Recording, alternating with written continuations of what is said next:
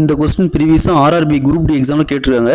அது மட்டும் இல்லாமல் டிஎன்பிசி, எஸ்எஸ்சி, பேங்கிங், ரயில்வே இந்த மாதிரி எக்ஸாம்ஸில் இதே மாடல் சம் அடிக்கடி கேட்குறாங்க. ஸோ கேலண்டரில் இந்த மாடல் சம் கேட்டாங்களா, இந்த ஒரே சம்மில் எப்படி குயிக்காக சால்வ் பண்ணலாம் பார்க்கலாம்.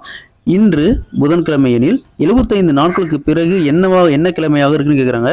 ஸோ இந்த மாடலில் சம் கேட்டாங்களா, ஃபஸ்ட்டு எத்தனை நாள் சொல்லியிருக்காங்க, 75 கொடுத்துருக்கிற நாளை 7ஆல் வகுக்கணும். ஏன்னா ஒரு வாரத்துக்கு 7 நாள், அதனால் 7ஆல் வகுக்கணும்.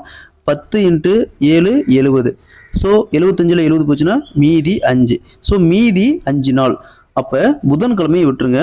புதன்கிழமையிலேருந்து அதுக்கப்புறம் 5ஆவது நாள். அப்போது என்ன கிழமை வரும், வியாழன், வெள்ளி, சனி, ஞாயிறு, திங்கள். ஸோ 5ஆவது நாள் என்ன வருது, திங்கக்கிழமை Monday. Option D is the correct answer. அதே மாதிரி இந்த சம் பாருங்கள். இந்த சம் ப்ரீவியஸாக எஸ்எஸ்சி எக்ஸாமில் கேட்டிருக்காங்க. இன்று வெள்ளிக்கிழமை எனில் 94 நாட்களுக்கு பிறகு வாரத்தின் என்ன கிழமையாக இருக்குன்னு கேட்குறாங்க.